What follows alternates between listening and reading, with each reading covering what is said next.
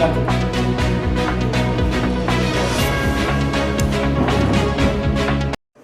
అండి. Adibatla police station నుంచి press meet నిర్వహించే క్రమంలో ఈరోజు ఉదయం మేము పాత్రికా విలేకరుల సమావేశం పెట్టినందుకు మీరందరూ వచ్చినందుకు అందరికీ కృతజ్ఞతలు. ముఖ్యంగా ఈ పత్రికా సమావేశం పెట్టడానికి కారణం ఏమీ అనగా 26/2/2024 రోజు 26/2/2024 రోజు కనకదుర్గమ్మ టెంపుల్ బొంగళూరు దగ్గర ఒక అమ్మవారి టెంపుల్కి సుమారు ఎర్లీ మార్నింగ్ టైంలో ఒక గుర్తు తెలియని వ్యక్తి వచ్చి ఒక చిన్న స్టిక్ ఒక కట్టె ద్వారా టెంపుల్ ఒక గ్రిల్కి వెళ్ళి అతను చేతి ద్వారా ఆ అమ్మవారి మెడలో ఉన్న 3 తులాల నెక్లెస్ 3 తులాల మంగళసూత్రాన్ని అతను ప్రాక్టికల్గా ఆ స్టిక్ ద్వారా తీయడం జరిగింది. ఆ స్టిక్ తీసి ఆ స్టిక్ ద్వారానే మళ్ళీ బయటికి తీసుకొని అక్కడి నుంచి వెళ్ళిపోవడం జరిగింది. 26/2 రోజు పైళ్ళ నరసింహారెడ్డి అని చెప్పేసి కంప్లైంట్ ఇక్కడనే ఉన్నారు, మన దగ్గరే ఉన్నారు. నరసింహారెడ్డి గారు కంప్లైంట్ ఇవ్వడం జరిగింది. అన్నీ వెరిఫై చేస్తేనంటే కనకదుర్గమ్మ టెంపుల్లో ఒక సీసీటీవీ కెమెరా ఉంది. ఆ కెమెరాలో కూడా మనకు డీటెయిల్స్ అన్నీ కూడా ఒక లాస్ట్ ఒక 2-3 డేస్ నుంచి చూస్తే ఆ కన్సర్న్ అక్యూజ్డ్ వచ్చేసి రక్కీ చేసి మళ్ళీ ఆ టైంకి వచ్చేసి మళ్ళీ చూసి 2 సార్లు విజిట్ చేసి ఆ టెంపుల్కి సంబంధించిన విజువల్స్ అన్నీ కూడా వెరిఫై చేసి టెంపుల్ ఎంట్రీస్ ఎన్ని ఉన్నాయి, ఎగ్జిట్స్ ఎన్ని ఉన్నాయి, గ్రిల్ ఎలా ఉంది, ఇవన్నీ కూడా వెరిఫై చేసుకోవడం జరిగింది. ఇవన్నీ వెరిఫై చేసే క్రమంలో అతను 26th ఎర్లీ మార్నింగ్ రోజు ఈ దొంగతనానికి పాల్పడినట్టుగా గుర్తించినాము. ఇటీ సమయంలో మా యొక్క ఎస్ఐ గారు బాలరాజ్ గారి పర్యవేక్షణలో మా crime team head constable Ramesh, constable Krishna, Upender Reddy constable, Ravinder, Giri, జమ్దార్ వీళ్ళందరూ కలిసి ఒక టీం లాగా ఫామ్ అయ్యి బయట మీ మీడియా సహాయంతో బయట ఇట్లా టెంపుల్ అఫెన్స్కి సంబంధించిన లీడ్స్ ఏమైనా ఉన్నాయని అంటే ఆ టెంపుల్ మేనేజ్మెంట్ నరసింహారెడ్డి గారు కానీ వసంత గారు కానీ వీళ్ళు కూడా మాకు ఎంతో చొరవ తీసుకొని ఆ సీసీటీవీ ఫుటేజ్ అన్నీ కూడా వైరల్ చేసే క్రమంలో మాకు చాలా ఉపయోగపడ్డారు. మెయిన్ టైంలో ఆ సీసీటీవీ ఫుటేజ్ తర్వాత ఎక్కడెక్కడికి వెళ్ళారు అని చెప్పేసి మా యొక్క కానిస్టేబుల్ ఉపేందర్ పర్సనల్ ఇనిషియేటివ్ తీసుకెళ్ళి ఒక 2 డేస్ కంప్లీట్గా దాని మీద ఫాలోఅప్ చేయడంలో ఆ చైన్ ఆఫ్ ఫుటేజెస్ ఎక్కడికి వెళ్తున్నాయని వెరిఫై చేస్తారంటే ఆయన ఫేస్ ఒకటే ఐడెంటిఫై జరిగింది.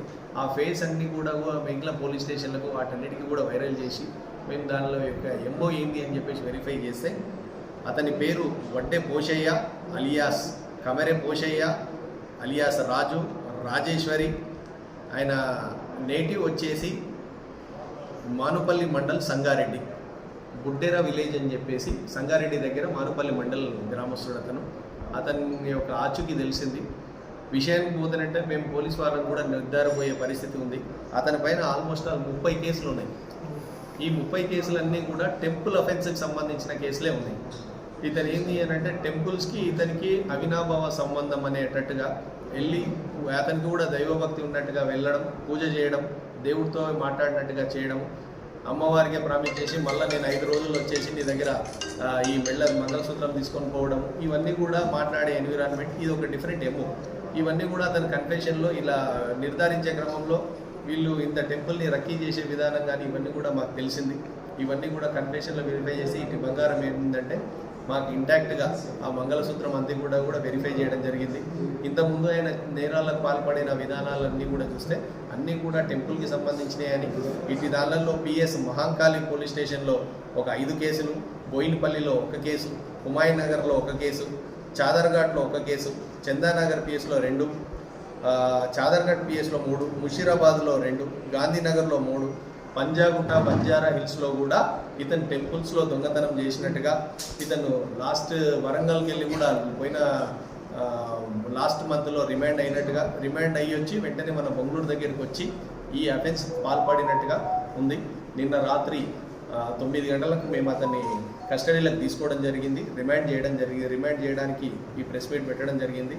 ఈ పత్రికా సమావేశంలో ముఖ్యంగా చెప్పాలనుకున్నది ఏంటి అంటే ఈ కేసు డిటెక్ట్ కావడానికి మా పోలీస్ యొక్క క్రైమ్ టీం భాగస్వామ్యం ఒకటైతే, రెండోది ఏంటంటే ఆ కన్సర్న్ టెంపుల్ మేనేజ్మెంట్ యొక్క ఇనిషియేటివ్ వసంత గారు కానీ నరసింహారెడ్డి గారు కానీ అక్కడ సీసీ కెమెరాస్ పెట్టడము.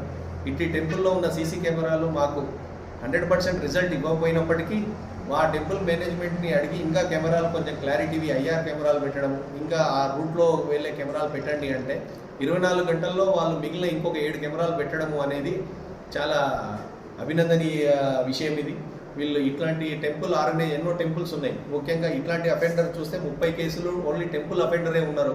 ఇట్లాంటి అఫెండర్స్ని అందరినీ కూడా పట్టుకోవాలి అని అంటే ప్రతి టెంపుల్ చుట్టూ ఒక కానిస్టేబుల్ని పెట్టే కన్నా ఒక్క కెమెరా ఈక్వల్ టు 100 మంది కానిస్టేబుల్ అని మనం ఎప్పటి నుంచో అంటా ఉన్నాం.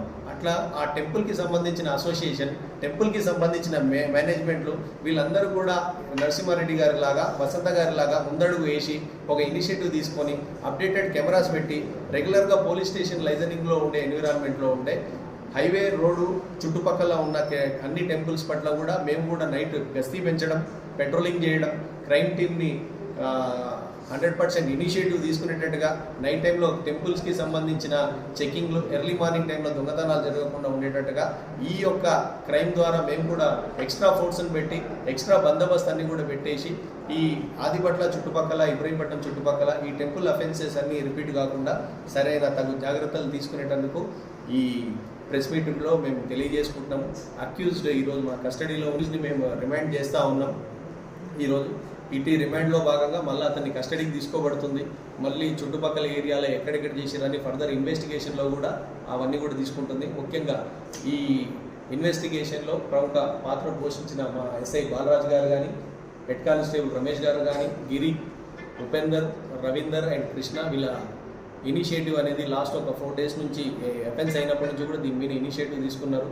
మా ఏసీపీ గారు రాజు గారు, డీసీపీ సునీతారెడ్డి గారు వీళ్ళు ఇనిషియేటివ్ ప్రోత్సాహంతో ఈ టెంపుల్ అఫెన్స్ని ఛేదించగలిగినాం. ఫర్దర్ వాళ్ళ ఇనిషియేటివ్ పాయింట్ ఆఫ్ వ్యూలో మేము ఫర్దర్ ఇంకా వేరే అఫెన్స్లు కూడా క్రాక్ చేయడానికి ఈ టీం అంతా కూడా కృషి చేస్తుందని ఈ ప్రెస్ మీట్ పరంగా తెలియజేసుకుంటున్నాను. Thank you.